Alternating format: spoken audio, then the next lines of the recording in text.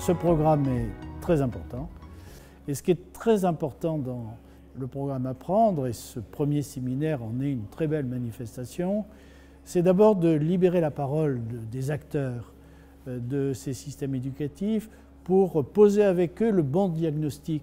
Alors ce programme Apprendre, il s'inscrit dans une palette d'outils multi-pays d'accompagnement des ministères de l'éducation des pays en développement, notamment les pays africains, dans le but d'améliorer la qualité des apprentissages et l'efficacité de la gestion des systèmes éducatifs. Donc Apprendre vise à aider les pays à développer des stratégies d'accompagnement professionnel au plus près de la pratique de la classe. Apprendre vient vraiment aussi combler, nous inscrire dans le continuum, puisque nous sommes ici dans la prise en compte des pratiques enseignantes et ensuite à partir de là contribuer à améliorer sensiblement la qualité de nos systèmes éducatifs. Et en cela, nous allons apporter, nous à l'IFEP, nous sommes très engagés d'apprendre. Donc nous allons apporter ici toute l'expérience de l'initiative pour la formation à distance des maîtres, toute la connaissance du terrain du programme École et langue nationale qui a vocation à grandir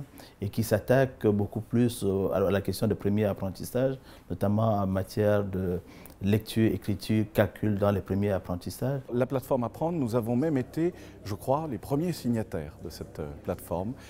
Dès le début, dès le mois de juillet 2018, lorsque le recteur de Godemar nous a présenté cette plateforme, nous avons été enthousiastes. Pourquoi? Parce qu'elle est extraordinairement innovante. Elle repose sur un principe qui nous paraît fondamental dans la coopération, qui est le respect mutuel et l'idée de répondre à des demandes de pays souverains qui sont nos partenaires, au lieu de leur proposer sur étagère des produits tout faits.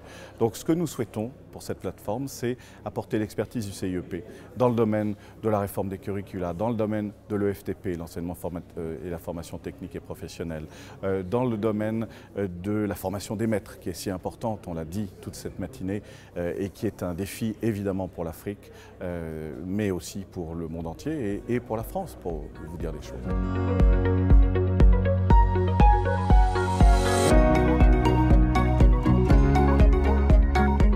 À UF, nous engageons avec beaucoup d'enthousiasme dans ce projet, à la fois parce que ça correspond à la vocation d'une agence universitaire comme la nôtre, que de contribuer à la qualité de l'éducation de base, ne serait-ce qu'à travers la formation des enseignants, mais bien au-delà, à travers la conception que nous avons d'abord des rapports plus généraux entre l'enseignement supérieur, la recherche et l'éducation de base. Une fois que l'enseignant prend conscience de ce qu'il fait, on l'engage dans un processus de changement et d'implication qui le valorise et qui permet à cet enseignant de s'engager mieux dans des politiques nouvelles de changement et d'amélioration des pratiques et des apprentissages. L'un des grands défis à relever aujourd'hui, c'est la formation continue des enseignants et la mise à leur disposition de ressources capables de favoriser à leur niveau une auto-formation et une auto-évaluation. Et donc Apprendre pourra effectivement nous aider à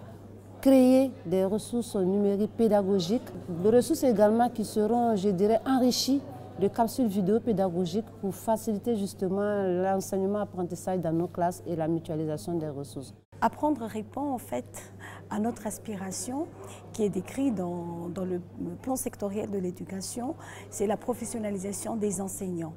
Et ce qui fait qu'actuellement, on envisage de continuer la formation, mais sous forme de formation à distance. Et c'est cela qu'on attend d'Apprendre, c'est l'accompagnement de cette mise en place d'une formation à distance.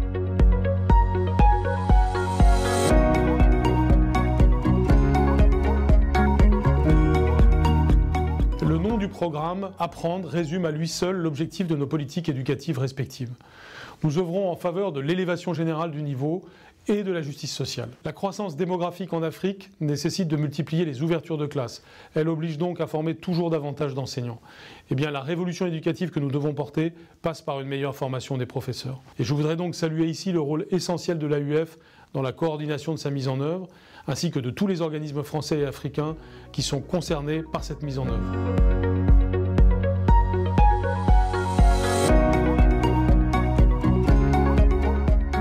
Ce que nous attendons de ce projet, c'est de procurer l'expertise nécessaire pour la qualité d'éducation. Parce qu'à travers les discussions avec nos partenaires français et avec nos partenaires dans tout le pays, je pense maintenant que c'est le temps que tout le monde fait focus sur la qualité. Comment vraiment, dans ce temps-là, avoir une qualité d'éducation pour tous les enfants.